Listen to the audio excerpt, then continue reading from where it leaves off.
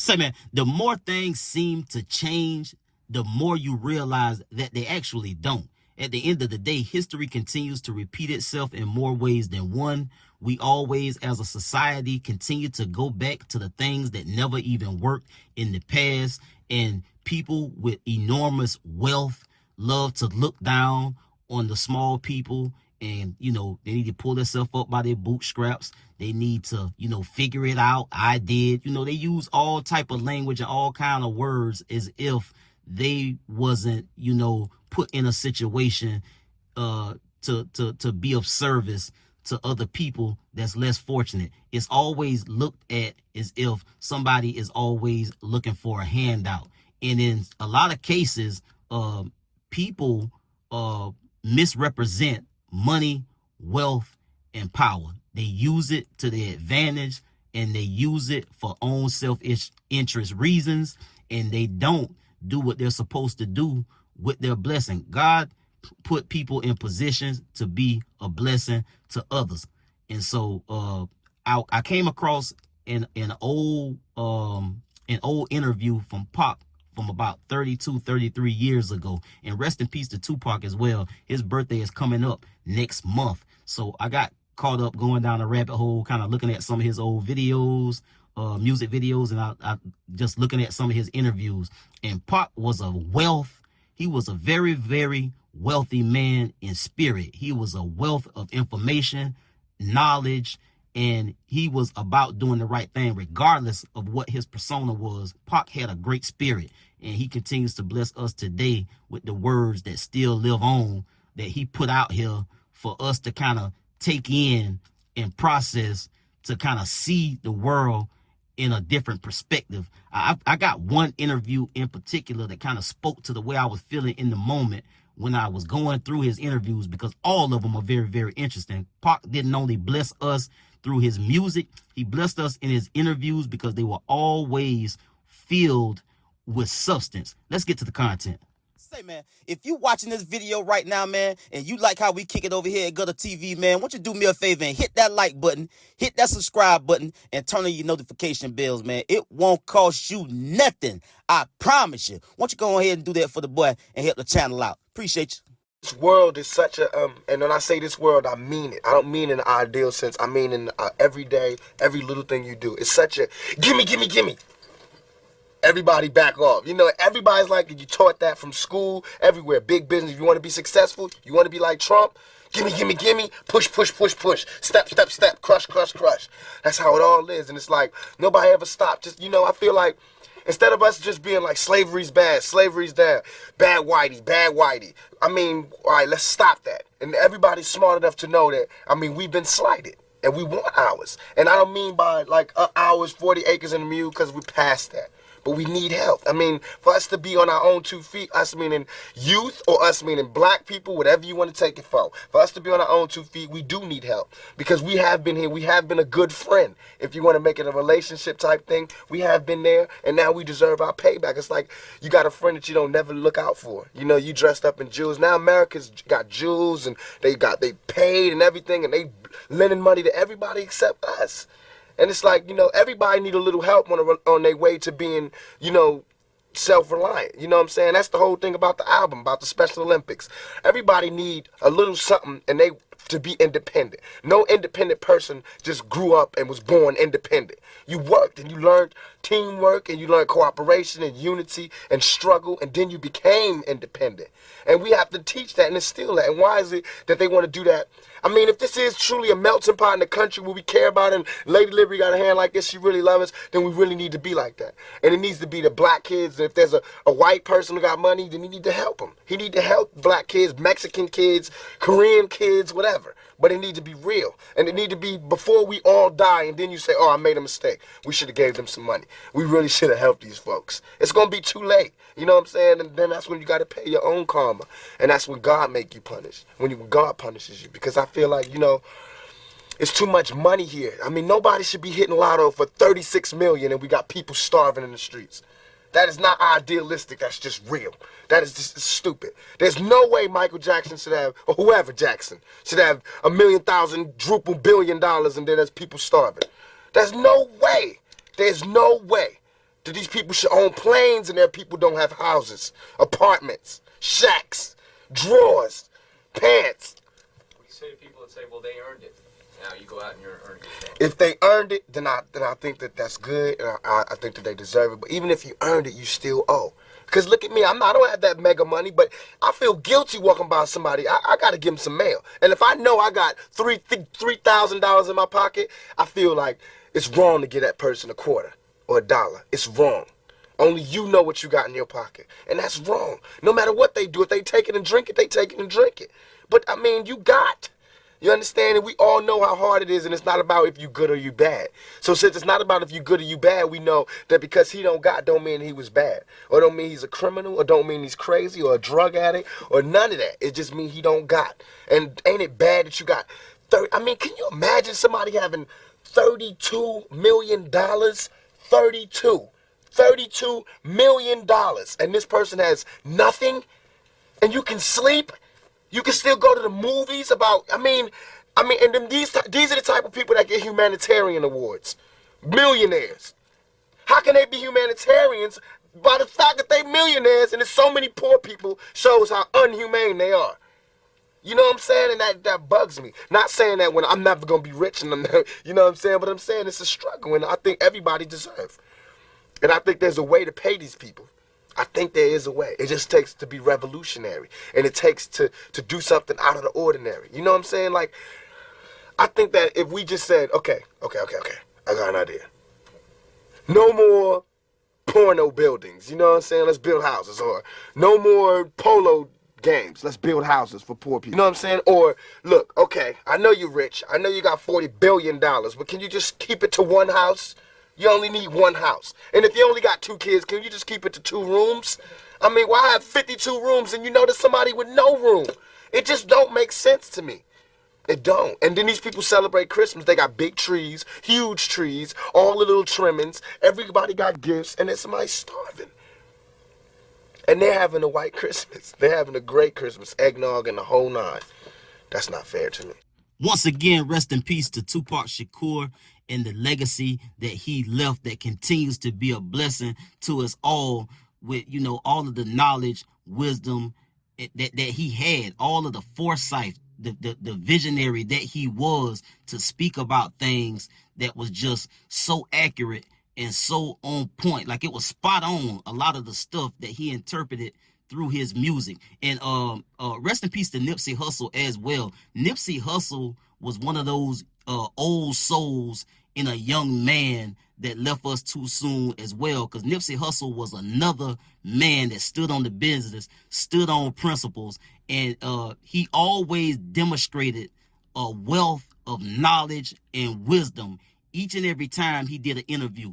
He did no nonsense interviews. It was all about him respecting the platform that he was on and understanding that his voice is being heard by millions of people. And to anybody that have anything negative to say about Pac's opinion and his perspective of his worldview, is just like, you just probably somebody that just, traffic in negativity, or you somebody that really ain't got a whole lot of nothing going on in your life personally. And so you one of them individuals that look to critique anything and have a problem with it. But if you got an open mindset, anytime you heard Pac speak in an interview like this, you got something out of it. You felt like he educated you or shared his personal his personal perspective on how he see things, and you can hopefully take what he said and kind of apply it to the world. Because, let's face it, if you look around, a lot of the things that Pac was speaking when he was alive are very, very cringy right now today in terms of what's going on around you. You understand me? So, again, Pac's birthday is next month, but I just kind of got caught up looking at some music videos and looking at some old interviews, and Pac he just was a blessing, bro. You understand me? And he always kicked knowledge. He always had this real larger than life perspective about, demonstrating sympathy, empathy, loving your neighbor, loving your brother. You know, Pac was in a lot of sense about love, because you have to have a love for people to speak like this, regardless of what he did when he was alive. You know, the things outside of music that he got caught up in and different things of that nature. It still doesn't discount the knowledge that he had, the wisdom that he had. And because of that, I'm talking about him today, because Pac just wasn't anybody. He was him. You understand me? And Pac left a lot of information, a lot of knowledge in these interviews that he left behind, man. And so that's all I wanted to kind of put out there, because it's a lot going on in the world, bro, and a lot of people are not paying attention.